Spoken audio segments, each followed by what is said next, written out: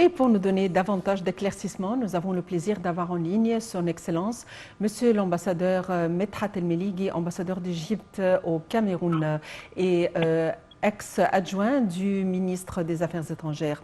Excellence, Monsieur l'ambassadeur, bonsoir et bienvenue avec nous. Bonsoir. Monsieur l'ambassadeur, vous avez vécu sur le continent africain, non seulement en tant qu'Égyptien, mais en tant qu'ambassadeur au Cameroun. Actuellement, l'Afrique en général est au cœur des priorités de l'Égypte.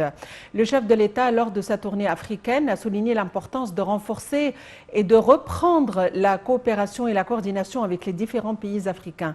Tout d'abord, quels sont les défis que nous devons relever de manière à pouvoir travailler de nouveau ensemble et renforcer nos échanges?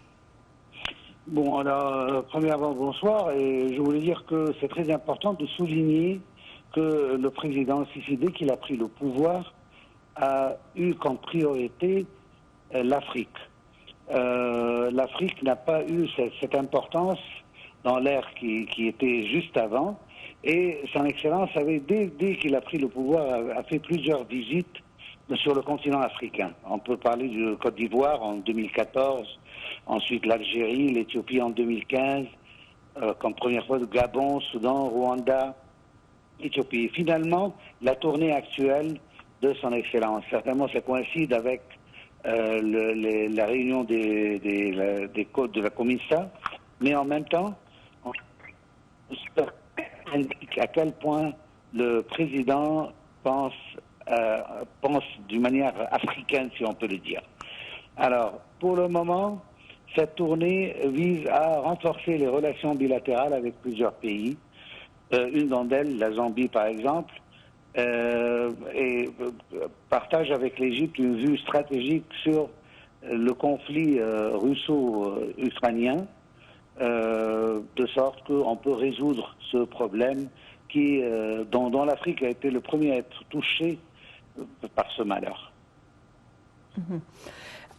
Et sur un autre plan, quels sont les points forts nous reliant? Nous aspirons à tenir un marché commun, à avoir une devise commune et peut-être ultérieurement un passeport africain commun.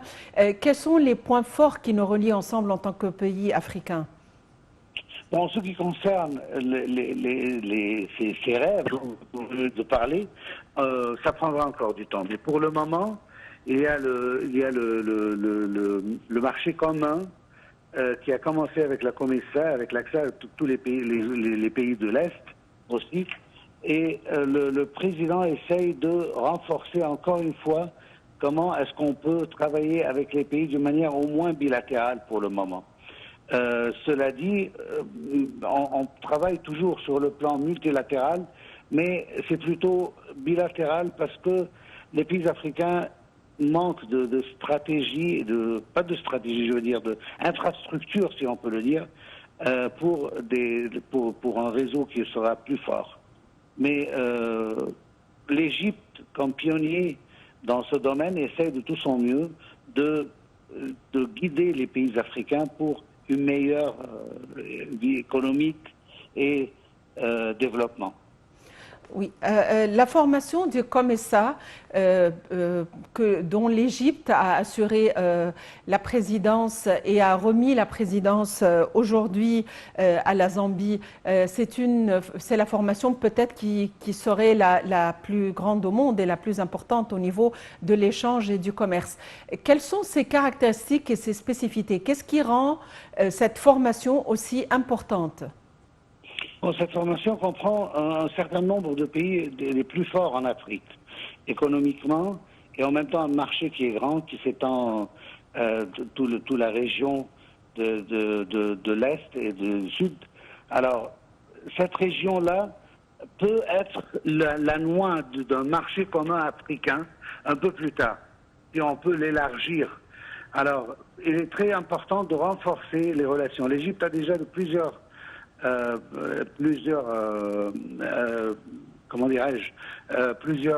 travaux et plusieurs deals avec ces pays-là, mais on doit les renforcer davantage. La coopération sud-sud n'a pas jusqu'à maintenant arrivé à l'aspiration des peuples africains.